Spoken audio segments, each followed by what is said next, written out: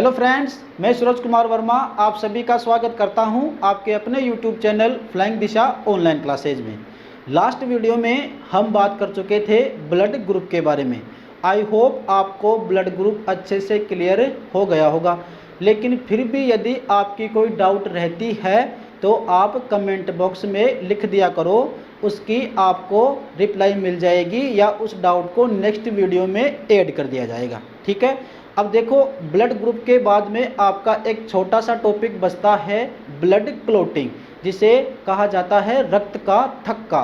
Very most important topic है। जो विद्यार्थी राजस्थान पुलिस, इसके अलावा रेलवे और एसएससी की तैयारी कर रहे हैं, उन विद्यार्थियों के लिए ये मोस्ट इम्पोर्टेंट टॉपिक है, क्योंकि इस टॉपिक से बहुत सारे क्वेश्चन आए हुए हैं। चाहे आप प्रीवियस ईयर के क्वेश्चन उठा के देख लेना। ठीक है, तो आज का आप टॉपिक डालिए ब्लड क्लॉटिंग।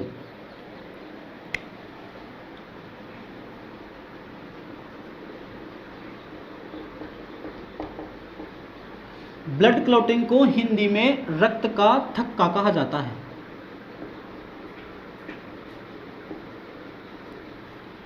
अब देखो, अधिकतर किताबों में भी इसके बारे में ज़्यादा नहीं बताया गया है, तो आज मैं आपको बिल्कुल बेसिक से बताऊंगा कि जो रक्त का थक्का होता है वो किस प्रकार से बनता है हमारे ह्यूमन बॉडी में। ठीक है, तो देखो आपके सामने मैं अभी एक चित्र बना रहा हूँ, इसको ध्यान से देखना आप। बिल्कुल बेसिक से बताऊंगा मैं आपको।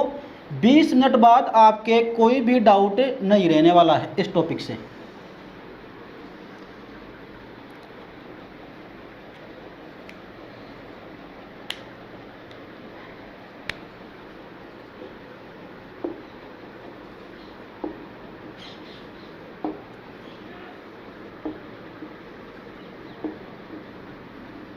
ये क्या बना रहा हूं मेरे दोस्तों? ये बना रहा हूं मैं ब्लड वेसल।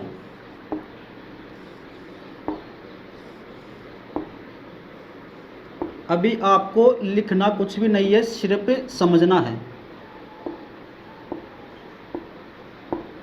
ठीक है,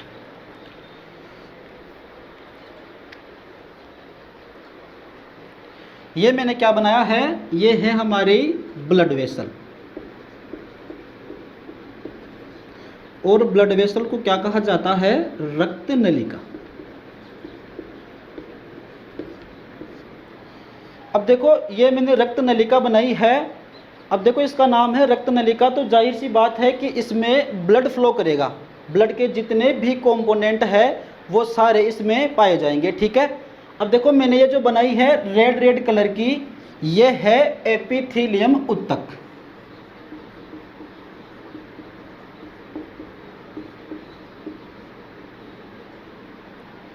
क्या है ये? एपिथेलियम उत्तक। हिंदी में इसको कहा जाता है उपकला उत्तक।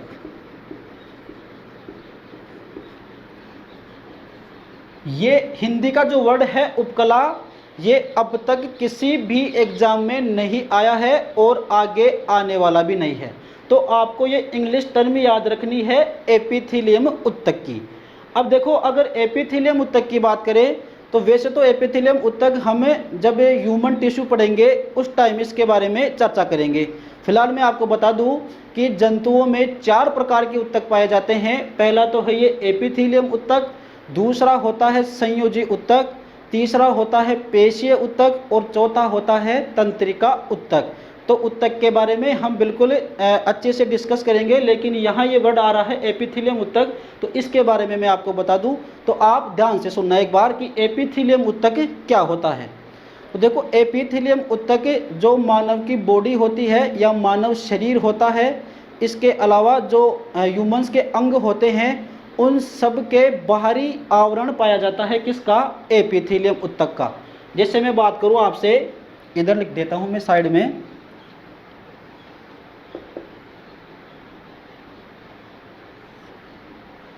ये मैं क्या बना रहा हूं? ये मैं एक ह्यूमन बॉडी बना रहा हूं। तो मैंने आपको क्या बताया है एपिथेलियम उत्तक के बारे में, कि जो मानव का शरीर होता है उसका सबसे बाहरी आवरण किसका बना होता है? एपिथेलियम उत्तक का। जैसे मैं जो ये रेड रेड लिख रहा हूँ ये ह्यूमन की स्किन होती है जो सबसे बाहरी होती है इस प्रकार से।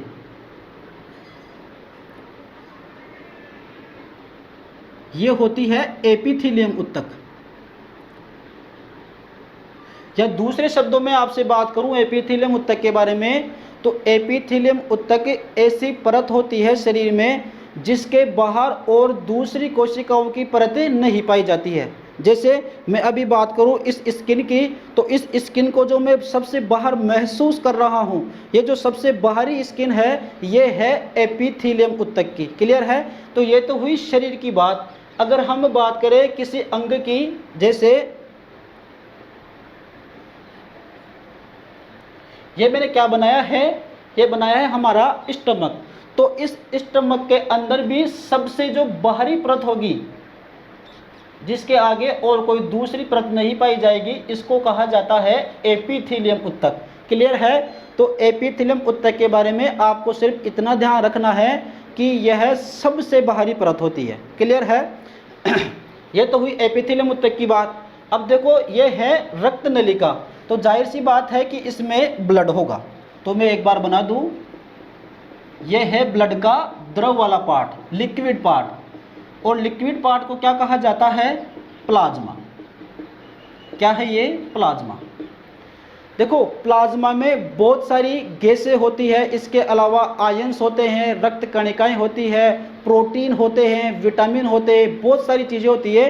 ये मैं आपको बता चुका हूँ प्लाज्मा, जब मैंने आपको अच्छे से बताया था। ठीक है? तो देखो ये तो है प्लाज्मा जो द्रव वाला पार्ट होता है। इसके अलावा इसमें क्या क्या पाई जाएगी? तो इसमें हमारी रक्त कणिकाएं पाई जाएगी।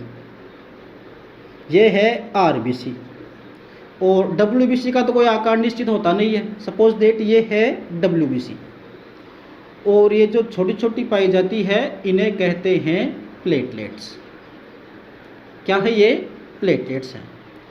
मैंने अभी तक आपको इसमें कोई भी नई चीज़ नहीं बताई है। ये मैंने एक ब्लड वेसल बनाई है, और इस ब्लड वेसल के जो अंदर है ये परत है, ये है एपिथेलियम ऊतक। देखो मैं आपको इतना बेसिक से क्यों पढ़ा रहा हूँ, मैं आपको लास्ट में 2 क्वेश्चन ऐसे बताऊंगा तो आप खुद हैरान हो जाएंगे कि यार वास्तव में हमें ये चीज़ें पढ़ना बहुत ज़रूरी है, क्योंकि क्वेश्चन इतना डेप्थ में आता है कि स्टूडेंट इन चीज़ों को कभी सीख नहीं पाता है, और जो नहीं पढ़ता है ये चीज़ें उसके लिए बन जाता है वो पेपर वेरी टफ, जिसे हम कहते हैं ना कि यार ये पेपर बहुत टफ आया। टफ नहीं, हमने उसको तरीके से पढ़ा नहीं है। क्लियर है? तो बिल्कुल मैं आपको बेसिक से बता रहा हूँ कि क्वेश्चन किस प्रकार से बना हुआ है इस चैप्टर से। ठीक है? तो देखो ये है ब्लड वेसल, ये तो है ब्लड वेसल, और ब्लड वेसल के अंदर ये एपिथेलियम ऊतक है, इसमें है प्लाज्मा, और ये आरबीसी है, डब्ल्यूबीसी है, और ये प्लेटलेट है। इतनी बात क्लियर है? कोई नई चीज़ नहीं बताई है मैंने आपको। ठीक है? अब सपोज करो किसी व्यक्ति का थोड़ा बहुत मैं ब्लड निकाल लूँ बाहर। ठीक है? किसी भी व्यक्ति का मुझे ब्लड मिल जाए, मैंने उसको ले लिया। ठीक है? अब उस ब्लड में से मैं आरबीसी भी बाहर निकाल दूं और डब्ल्यूबीसी भी बाहर निकाल दूं, इसके अलावा जो प्लेटलेट है ये भी बाहर निकाल दूं। एक विधि होती है सेंट्रीफ्यूज की, तो ये जो रक्त कणिकाएं हम ब्लड से बाहर निकालते हैं वो विधि होती है सेंट्रीफ्यूज की। तो मैंने मान लो किसी व्यक्ति का ब्लड लिया और उसको सेंट्रीफ्यूज किया। ठीक है? तो बची हुई चीज़ क्या कहलाएगी? यहाँ लिख देता हूँ मैं, इसको तो करता हूँ मैं रफ।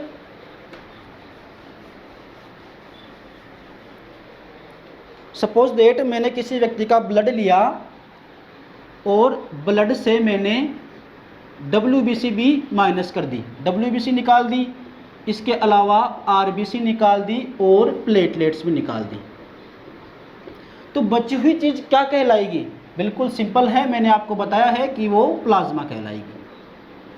ये बात क्लियर है? ये भी कोई नई चीज़ नहीं है। प्लाज्मा में रक्त कणिकाएं नहीं होती है, और प्लाज्मा ब्लड का द्रव वाला पार्ट होता है। क्लियर है? अब इस प्लाज्मा को मैं थोड़ी देर एक बीकर में रख देता हूँ इस प्रकार से। सपोज दैट इस प्लाज्मा को मैंने एक बीकर में रख दिया। मैंने क्या किया?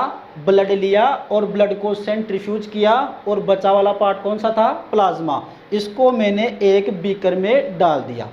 इस प्लाज्मा को मैं 5 से 6 मिनट के लिए रख देता हूँ।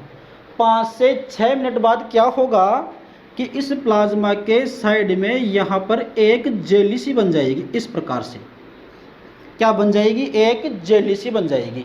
ठीक है, तो ये जेली क्या कहलाती है? ये कहलाती है क्लोट, जिसे आप कहते हैं थक्का।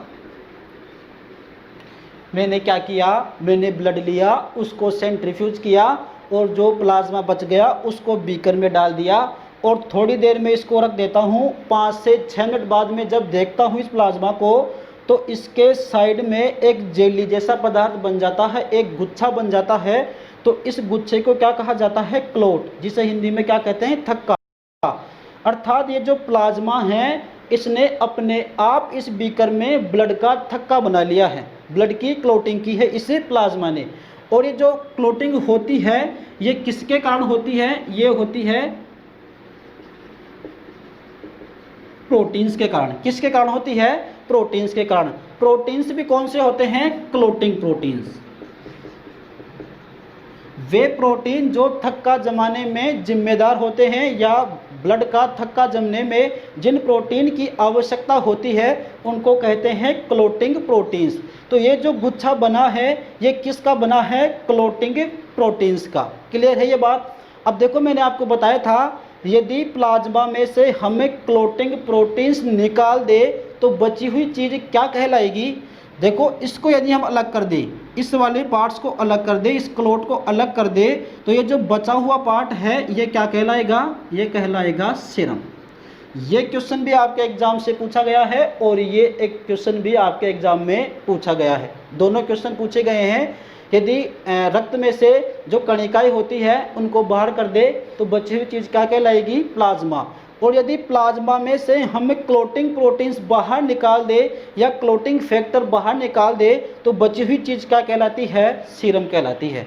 अब हमें सीखना क्या है? हमें सीखना है कि ये जो क्लोट हुआ है यहाँ पर ब्लड, ये किस प्रकार से हुआ है या इसका क्या प्रोसीजर है, तो ये हम पढ़ने वाले हैं। अब तक मैंने आपको इस वर्ड के अलावा इसमें कोई भी नई चीज़ नहीं बताई है, सब चीज़ पढ़ी हुई है।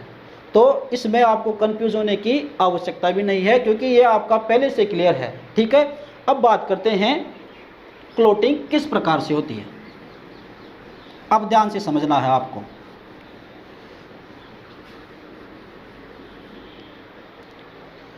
सपोज करो ये जो ब्लड वेसल है ये है मेरे पैर की। ठीक है, ये जो रक्त नलिका है ये मेरे पैर की रक्त नलिका है, और मैंने पैर किसी कांच पर रख दिया और ये रक्त नलिका सपोज करो यहाँ से कट गई। ये रक्त नलिका यहाँ से कट गई। अब यहाँ से रक्त नलिका कटेगी तो जाहिर सी बात है कि ब्लड बाहर आएगा, ब्लड बहेगा इस प्रकार से। ठीक है, अब जब ब्लड बाहर निकलेगा, अब इसमें क्या प्रोसीजर होगा कि इसमें अब एक क्लोटिंग होना शुरू होगी, क्योंकि अगर क्लोटिंग नहीं होगी ब्लड में तो लगातार हमारा ब्लड बाहर निकलता जाएगा, जो कि हमारे शरीर के लिए हानिकारक हो सकता है। अब देखो, बात करते हैं इस प्लेटलेट की।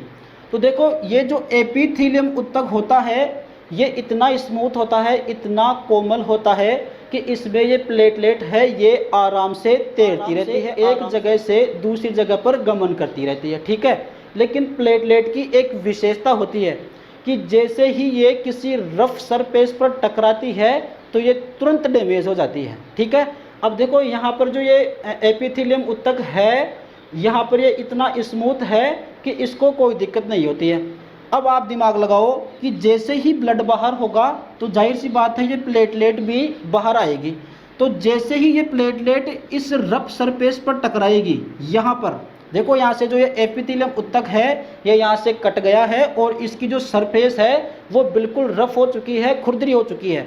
तो जैसे ही प्लेटलेट बाहर आएगी, तो मैंने आपको क्या बताया है कि प्लेटलेट जब भी किसी रफ सरफेस से टकराती है तो वो तुरंत डैमेज हो जाती है, वो फट जाती है।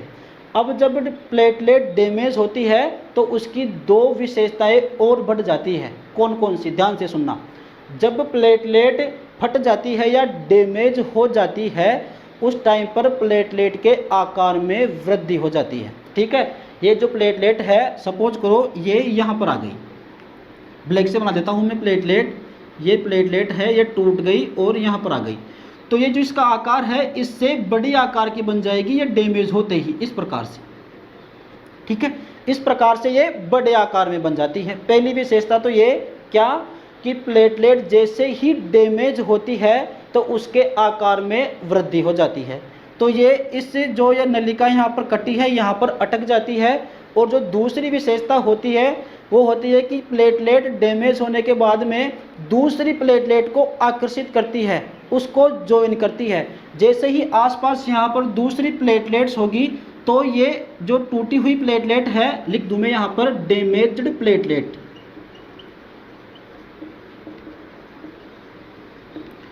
जैसे ही ये प्लेटलेट डैमेज होगी तो पहली बात तो इसके आकार में वृद्धि हो जाएगी। दूसरी बात क्या कि इसके आसपास जितनी भी प्लेटलेट होगी ये सबको आकर्षित करेगी और क्या कहेगी कि हमारी बॉडी से ब्लड बाहर निकल रहा है, इसको हमें रोकना है। तो ये एक दूसरे को इस प्रकार से ज्वाइन करती है और ये जो रास्ता है जो खुला हुआ है, जो कट गया है, इसको बंद करने की कोशिश करती है। लेकिन इनकी कोशिश क्या होती है, नाकाम होती है। क्यों?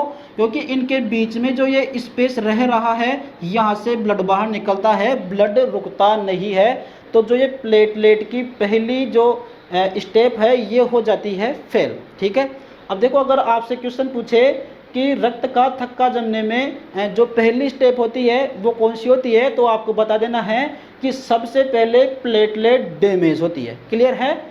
और जो डैमेज प्लेटलेट है वो एक दूसरे को ज्वाइन करती है, लेकिन फिर भी ब्लड रुकता नहीं है।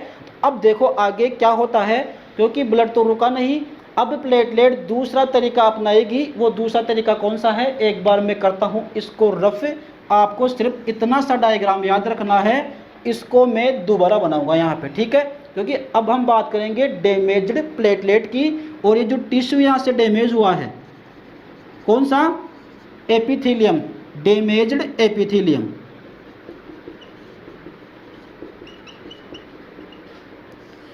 इन दोनों के बारे में अब हमें बात करेंगे। ठीक है, इसको मैं एक बार रफ कर देता हूं। नेक्स्ट स्टेप कौन सा होगा, एक तो है डैमेज्ड प्लेटलेट,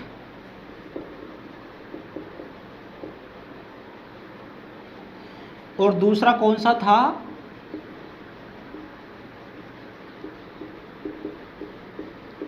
डैमेज्ड टिश्यू। देखो पहली क्रिया क्या हुई कि प्लेटलेट डैमेज हुई। क्यों हुई? क्योंकि वो रफ सरफेस से टकरा गई है। जो एपिथेलियम जहाँ से कटा है वहाँ से रफ सरफेस हो जाती है उसकी। जैसे ही प्लेटलेट उससे टकराएगी वो हो जाती है डैमेज। तो पहला तरीका फेल हो चुका है प्लेटलेट का। अब नेक्स्ट स्टेप कौन सी होगी ये हम देखने वाले हैं। ठीक है, अब आपको ध्यान से देखना है कि क्या क्या होगा। देखो जो डैमेज्ड प्लेटलेट है ये क्या करेगी, ये एक केमिकल रिलीज करेगी, एक एंजाइम रिलीज करेगी, और उस एंजाइम को कहा जाता है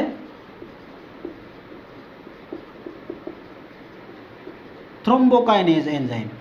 अब देखो मेरे प्यारे दोस्तों, ये जो वर्ड है थ्रोम्बोकाइनेज, इसके लिए हिंदी में कोई अलग से वर्ड नहीं है। इसको हिंदी में इसी प्रकार से लिखा जाता है, थ्रोम्बोकाइनेज। अब जो मैं आगे वर्ड लिख रहा हूँ, जिस वर्ड का हिंदी में अर्थ होगा उसको मैं खुद ही अपने हाथों से लिख दूंगा, लेकिन जो इंग्लिश टर्म है वो आपको याद करनी ही पड़ेगी। ठीक है, तो जो डैमेज्ड प्लेटलेट है ये कौन सा एंजाइम सीक्रेट करेगी, थ्रोम्बोकाइनेज। इस थ्रोम्बोकाइनेज एंजाइम का दूसरा नाम होता है प्रोथ्रोम्बिनेज। इसका दूसरा नाम क्या होता है, प्रोथ्रोम्बिनेज। ठीक है, अब देखो बात करें इस वर्ड की तो इसको मैं दो भागों में बांट सकता हूँ। एक तो होता है प्रोथ्रोम्बिन और दूसरा है एज। अभी आपको इस केमिकल के बारे में पता चल जाएगा कि इसका काम क्या है, क्योंकि मैं शुरू से ही आपको ये बता रहा हूँ कि कोई वर्ड देखो तुरंत उसके टुकड़े कर दो, उसका अर्थ वहीं क्लियर हो जाएगा। ये जो प्रोथ्रोम्बिन है ये है एक प्रोटीन का नाम। क्या है ये, एक प्रोटीन का नाम है। और ये जो एज वर्ड है इसका अर्थ होता है तोड़ना। इस एज का मतलब क्या होता है, तोड़ना। तो इसका मतलब क्या हुआ कि प्रोथ्रोम्बिन प्रोटीन को तोड़ने वाला कौन सा एंजाइम होता है, प्रोथ्रोम्बिनेज। प्रोथ्रोम्बिनेज क्या करता है, ये जो प्रोथ्रोम्बिन प्रोटीन होता है, अभी हम आगे डिस्कस करने वाले हैं प्रोथ्रोम्बिन विटामिन कहाँ से आता है और क्यों टूटता है, ठीक है। तो जो प्रोथ्रोम्बिन प्रोटीन है इसको तोड़ने का काम कौन करता है, प्रोथ्रोम्बिनेज। क्लियर है। पहली बात तो क्या हुई कि डैमेज्ड प्लेटलेट ने क्या रिलीज किया, एक केमिकल रिलीज किया, और इस केमिकल का नाम क्या है, थ्रोम्बोकाइनेज, और इसी को क्या कहा जाता है, प्रोथ्रोम्बिनेज, ठीक है। इधर बात करते हैं डैमेज्ड टिश्यू की, तो ये भी एक एंजाइम रिलीज करता है, और उस एंजाइम का नाम क्या है, थ्रोम्बोप्लास्टिन। ये जो मैं वर्ड लिख रहा हूं ये सारे एग्जाम में आए हुए हैं, मैं अपने मन से कुछ भी नहीं लिख रहा हूं। और जो फालतू की चीज़ होती है जो एग्जाम में कभी ना तो आती है और ना किसी बुक में मिलेगी, उसको मैं खुद ही स्किप कर देता हूं। तो आप ये मत सोचना कि यार ये सर इतने डेप्थ में क्यों बता रहे हैं, क्या ये एग्जाम में आता है। बिल्कुल, जब मैं आपको क्वेश्चन कराऊंगा तब आपको पता चलेगा कि वास्तव में ये एग्जाम में आया हुआ है, ठीक है। तो जो डैमेज टिश्यू होता है ये भी एक एंजाइम सीक्रेट करता है, और उस एंजाइम का क्या नाम है, थ्रोम्बोप्लास्टिन। ये जो थ्रोम्बोप्लास्टिन एंजाइम है ये भी आगे जाकर इसी में चेंज हो जाता है। ये जो थ्रोम्बोप्लास्टिन एंजाइम है इसको सीक्रेट करने का काम कौन करता है, डैमेज्ड टिश्यू। जो एपिथेलियम था जो डैमेज हो चुका था, उस डैमेज टिश्यू से क्या निकलता है, थ्रोम्बोप्लास्टिन। और जो थ्रोम्बोप्लास्टिन है ये आगे जाकर प्रोथ्रोम्बिनेज में ही चेंज हो जाता है। और ये किसकी हेल्प से होता है, जो ये थ्रोम्बोप्लास्टिन चेंज हुआ है प्रोथ्रोम्बिनेज में, ये होता है Ca+2 की सहायता से।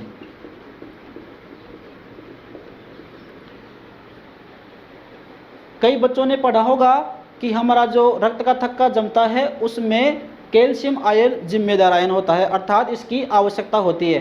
तो आपको सिर्फ इतना पता था कि इसकी आवश्यकता होती है कैल्शियम आयन की, लेकिन आवश्यकता कहाँ होती है ये शायद आपको कभी पता नहीं होगा। तो इस कैल्शियम आयन की आवश्यकता होती है यहाँ। ये जो थ्रोम्बोप्लास्टिन एंजाइम है इसको चेंज करवाता है किसमें, प्रोथ्रोम्बिनेज में। तो इससे क्या निष्कर्ष निकल रहा है कि जो थ्रोम्बोकाइनेज एंजाइम है या प्रोथ्रोम्बिनेज जो एंजाइम है ये दो प्रकार से बनता है, एक तो बनता है डैमेज्ड प्लेटलेट से और दूसरा बनता है डैमेज्ड टिश्यू से। ये बात क्लियर है आपके। मैंने अभी तक आपको कुछ नहीं बताया है, सिर्फ इतना बताया है कि जो डैमेज प्लेटलेट है ये तो थ्रोम्बोकाइनेज एंजाइम रिलीज करती है, और जो डैमेज्ड टिश्यू है ये थ्रोम्बोप्लास्टिन एंजाइम रिलीज करता है, जो आगे जाकर इसी में चेंज हो जाता है। क्लियर है। अब देखो बात करते हैं आगे की। सपोज दैट ये हमारा लीवर है। लीवर हमारे शरीर का महत्वपूर्ण अंग होता है, मेरे हिसाब से सबसे ज़्यादा काम करने वाला अंग यही होता है, ठीक है। तो ये लीवर क्या बनाता है, ये आपने नाम सुना होगा, प्रोथ्रोम्बिन प्रोटीन बनाता है। कौन सा प्रोटीन बनाता है, ये प्रोथ्रोम्बिन प्रोटीन बनाता है। और ये जो प्रोथ्रोम्बिन प्रोटीन होता है ये किसकी सहायता से बनता है, तो ये बनता है विटामिन के की सहायता से। लीवर जो प्रोथ्रोम्बिन प्रोटीन बनाता है ये किसकी हेल्प से बनाता है, ये बनाता है विटामिन के की हेल्प से। तो आपने पढ़ा होगा कि जो ब्लड क्लॉट करता है उसमें कौन सा विटामिन सहायक होता है, तो विटामिन के सहायक होता है। और विटामिन के कहाँ सहायक होता है, ये जो प्रोथ्रोम्बिन बनता है यहाँ पर इसकी आवश्यकता होती है, किसकी सहायता से बनता है, विटामिन के की सहायता से बनता है, ठीक है। अब ये जो प्रोथ्रोम्बिन विटामिन है इसको मैं थोड़ा नीचे इसको मिटा देता हूँ मैं एक बार।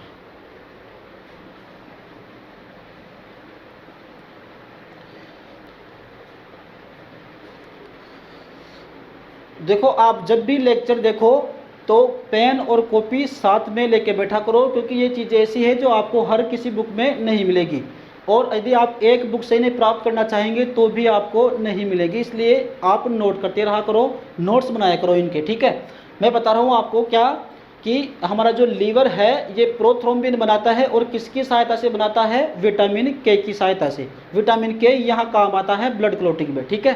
अब ये जो प्रोथ्रोम्बिन है ये चेंज होता है किसमें, थ्रोम्बिन में। और ये जो प्रोथ्रोम्बिन थ्रोम्बिन में चेंज होता है ये किसकी सहायता से होता है? तो ये होता है इस प्रोथ्रोम्बिनेज एंजाइम की सहायता से, क्योंकि मैंने आपको बताया था कि प्रोथ्रोम्बिन को तोड़ने वाला एंजाइम, तो ये क्या है, ये इसका कॉम्प्लेक्स फॉर्म है और ये इसका सिंपलर फॉर्म है। तो इसको तोड़ने का काम कौन करता है? ये प्रोथ्रोम्बिनेज करता है। तो आप लिख लो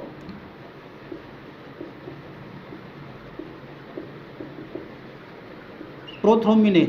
प्रोथ्रोम्बिनेज की सहायता से प्रोथ्रोम्बिन किस में चेंज हो गया? थ्रोम्बिन में। ठीक है, अब क्या होगा, जो हमारा लीवर है ये एक प्रोटीन और बनाता है जो कि सबसे महत्वपूर्ण प्रोटीन होता है, फाइब्रिनोजन। ये तो आप अच्छी तरीके से जानते हैं क्योंकि ये महत्वपूर्ण प्रोटीन होता है रक्त का थक्का जमने में। तो जो फाइब्रिनोजन प्रोटीन बनता है ये भी किसकी सहायता से बनता है? विटामिन के की सहायता से बनता है।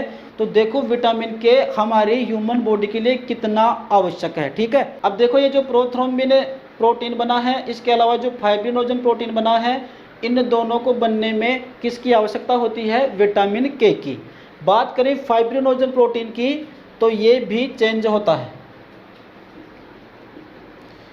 ये भी चेंज होता है किसमें? ये होता है फाइब्रिन में।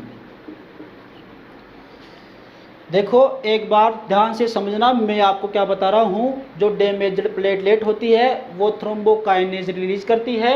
इसके अलावा जो डैमेज्ड टिश्यू होता है वो थ्रोम्बोप्लास्टिन रिलीज करता है, और थ्रोम्बोप्लास्टिन चेंज हो जाता है प्रोथ्रोम्बिनेज में। किसकी सहायता से? कैल्शियम आयन की सहायता से। ठीक है, इतनी बात समझ में आ गई थी आपको। फिर नेक्स्ट जो स्टेप होती है वो होती है कि ये जो प्रोथ्रोम्बिन प्रोटीन है ये चेंज होता है किसमें? थ्रोम्बिन में। किसकी सहायता से? प्रोथ्रोम्बिनेज की सहायता से। ठीक है, और एक जो प्रोटीन बनता है लीवर के द्वारा वो होता है फाइब्रिनोजन, ये चेंज होता है फाइब्रिन में।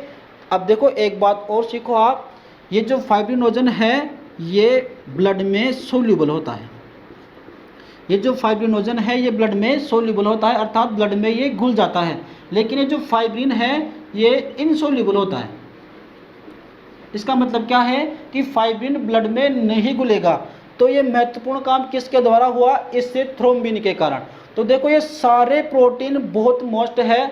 आपने सिर्फ एक प्रोटीन पढ़ा है कि ब्लड को क्लॉट होने में कौन सा प्रोटीन सहायक होता है, आपने सिर्फ एक पढ़ा है, फाइब्रिनोजन। सिर्फ ये एक ही नहीं है, इसके अलावा प्रोथ्रोम्बिन भी है जो महत्वपूर्ण है किस चीज़ में? क्लॉटिंग ऑफ ब्लड में। ठीक है, तो फाइब्रिनोजन किस में चेंज हुआ? फाइब्रिन में। अब जमेगा हमारे ब्लड का थक्का। ये जो फाइब्रिन होता है ये ऐसे धागे नुमा संरचना होती है इस प्रकार से, जो ब्लड में बिल्कुल भी नहीं घुलती है। ये होता है फाइब्रिन। अब देखो मैंने आपको कहा था कि वो चित्र आपको याद रखना है, अब काम आएगा वो यहाँ पे। जैसे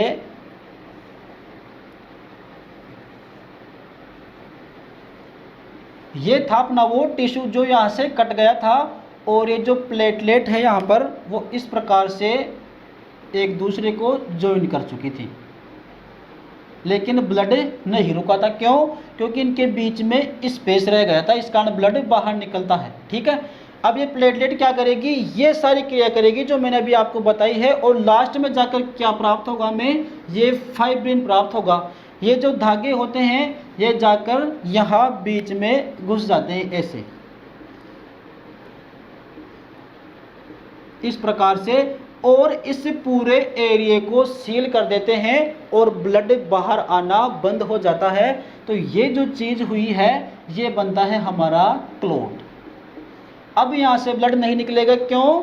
क्योंकि यह जो बीच में स्पेस था यहाँ पर ये जो फाइब्रिन के धागे हैं ये जाकर चिपक जाते हैं और बिल्कुल इस रास्ते को बंद कर देते हैं और ब्लड आना बंद हो जाता है। ठीक है, तो इस क्लॉट को मैं क्या कह सकता हूँ कि इस क्लॉट में क्या है, ये बताने से पहले मैं आपको एक क्वेश्चन पूछ रहा हूँ। अब मैं सिर्फ आपसे क्वेश्चन ही पूछूंगा, ठीक है, कि इसमें किस प्रकार से क्वेश्चन पूछे गए हैं। इसका स्क्रीनशॉट ले लो अगर आप लेना चाहो तो।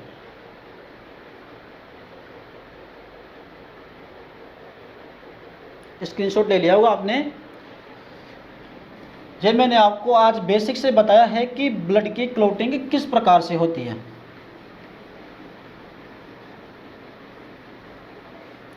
पहले आपको ये पता नहीं था कि कैल्शियम आयन क्या काम आता है, इसके अलावा विटामिन के क्या काम आता है और कौन कौन सी चीज़ें होती हैं जो ब्लड क्लॉटिंग में काम आती हैं।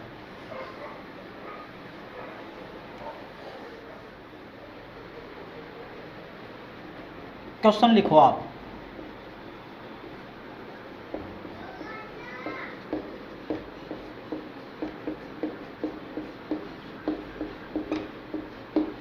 रक्त का थक्का होता है, RAS प्री में पूछा गया क्वेश्चन है। ऑप्शन में था, ऑप्शन भी याद है मुझे।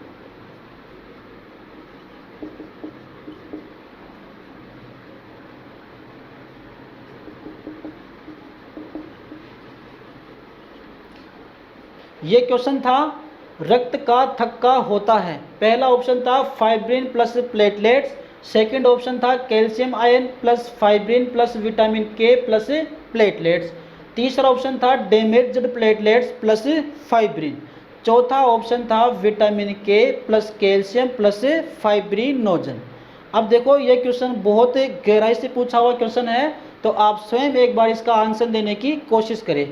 तो देखो इसका जो राइट आंसर होगा वो होगा डैमेज्ड प्लेटलेट्स प्लस फाइब्रिन। अब देखो जिस स्टूडेंट ने बिल्कुल बेसिक से इस प्रकार से पढ़ा होगा उसी ने ये किया होगा क्वेश्चन, और अदरवाइज आपको ये क्वेश्चन पूछा होता तो मेरे हिसाब से आप ये राइट करके आते जो बिल्कुल गलत आंसर है इसका क्यों है। देखो मैंने आपको बताया था कि जो टिश्यू होता है यहाँ पर दो ही चीज़ें बनी है ओनली। कौन कौन सी? एक तो जो डैमेज्ड प्लेटलेट थी ये थी यहाँ पर, इसके अलावा जो लास्ट में फाइब्रिन बना था ये यहाँ पर आके चिपका हुआ था। तो इस क्लॉट में ओनली दो ही चीज़ें थी। कौन कौन सी? एक तो थी डैमेज्ड प्लेटलेट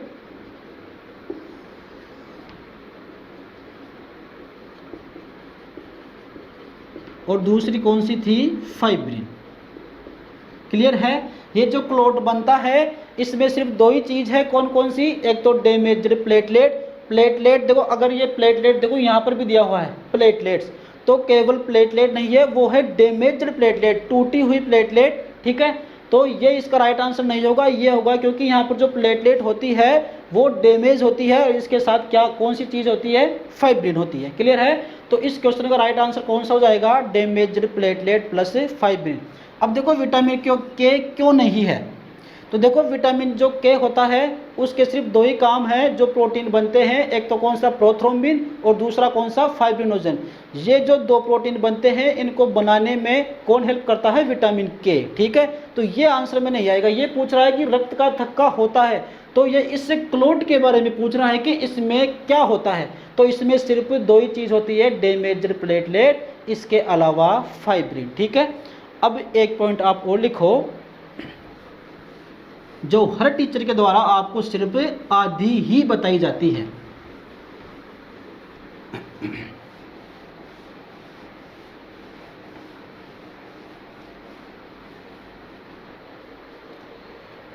जो क्लॉटिंग फैक्टर होते हैं,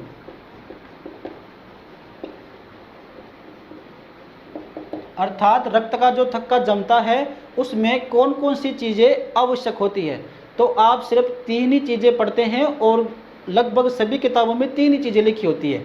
अभी मैं आपको बता देता हूँ कि कौन कौन सी लिखी होती है और कौन सी नहीं होती है।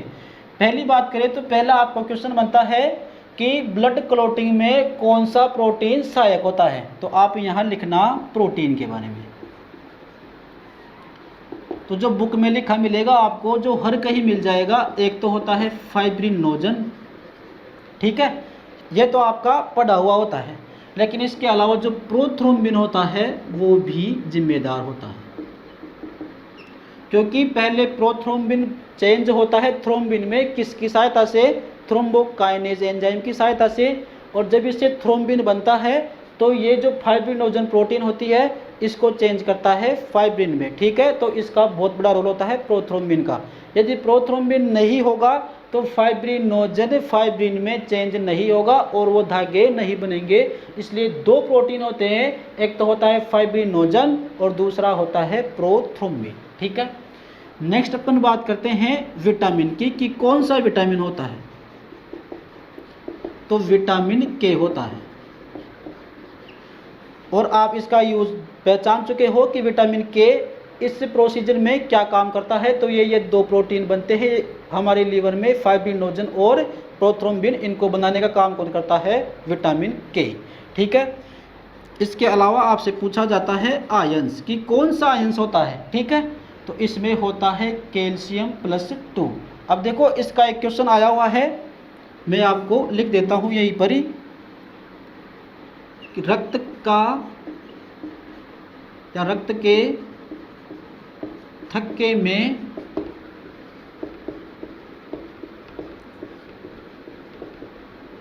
कौन सा आयन जिम्मेदार है। वैसे देखो जब भी मैं पढ़ाता हूँ तो जब भी पॉइंट आता है तो मुझे तुरंत याद आ जाता है कि इस जगह से किस प्रकार का क्वेश्चन पूछा गया है। तो मैं हमेशा आपके क्वेश्चन क्लियर करवाते हुए चलता हूँ कि इस पॉइंट से किस प्रकार का क्वेश्चन पूछा जा चुका है, और ये भी बताता हूँ कि आगे भविष्य में किस प्रकार का क्वेश्चन बन सकता है।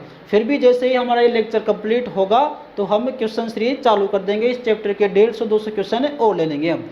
तो बात करते हैं इस क्वेश्चन की, कि रक्त के थक्के में कौन सा आयन जिम्मेदार है। तो सबको पता है कि कैल्शियम होता है, लेकिन आप ऑप्शन देखो किस प्रकार से आए थे। ए ऑप्शन था कैल्शियम, बी ऑप्शन था कैल्शियम +1, सी ऑप्शन था कैल्शियम +2, और जो फोर्थ ऑप्शन था जो सब करके आए थे सभी। तो देखो एग्जामिनर इस प्रकार के क्वेश्चन बनाता है। क्वेश्चन ये था कि रक्त के थक्के में कौन सा आयन जिम्मेदार है। तो एक ऑप्शन तो ये था कैल्शियम, दूसरा था कैल्शियम +1, जो सी ऑप्शन है वो है कैल्शियम +2, और चौथा ऑप्शन है सभी। तो कई स्टूडेंट जो सभी लगा के आए थे उन्होंने सोचा कि एक ही तो चीज़ है, नहीं, ये होता है आयन। जो आयंस का रूप होता है वो होता है कैल्शियम +2। कैल्शियम +2 क्यों लिखा है, वैसे तो ये केमिस्ट्री का टॉपिक है, फिर भी मैं आपको बता दूं, जो कैल्शियम तत्व होता है ये 2 इलेक्ट्रॉन त्यागता है, और 2 इलेक्ट्रॉन त्यागने के कारण ये हमेशा धनायन बनाता है। क्योंकि हम जानते हैं कि जो भी तत्व अपने इलेक्ट्रॉन त्यागता है तो जितने इलेक्ट्रॉन वो त्यागता है उतने ही आयन बनाता है, धनात्मक आयन। तो ये जो कैल्शियम है ये 2 इलेक्ट्रॉन किसी दूसरे को दे देता है और क्या बनाता है, +2 धनायन बनाता है, ठीक है। ये बात समझ में आई। तो इसका राइट आंसर ये नहीं, कौन सा होगा, सी ऑप्शन इसका राइट आंसर होगा, ठीक है। तो जो आयंस होता है वो होता है कैल्शियम +2। इसके अलावा आपसे पूछा जाता है कि कौन सा एंजाइम जरूरी होता है या कौन सा केमिकल जरूरी होता है। तो मैंने आपको लिखाया था कि जो डैमेज्ड प्लेटलेट होती है वो कौन सा रिलीज करती है, थ्रोम्बोकाइनेज, ठीक है। तो ये है आपके क्लोटिंग फैक्टर, अर्थात ब्लड की क्लोटिंग होने में इन सारे तत्वों की हमारे ब्लड को आवश्यकता होगी। क्लियर है। तो ये था आज का चैप्टर ब्लड क्लोटिंग, रक्त का थक्का। आई होप आपको अच्छे से समझ में आ गया होगा। आपको ये वीडियो कैसा लगा आप हमें कमेंट करके बताइए। साथ ही वीडियो को लाइक कीजिए, शेयर कीजिए और चैनल को सब्सक्राइब कीजिए। Okay, thank you, bye bye.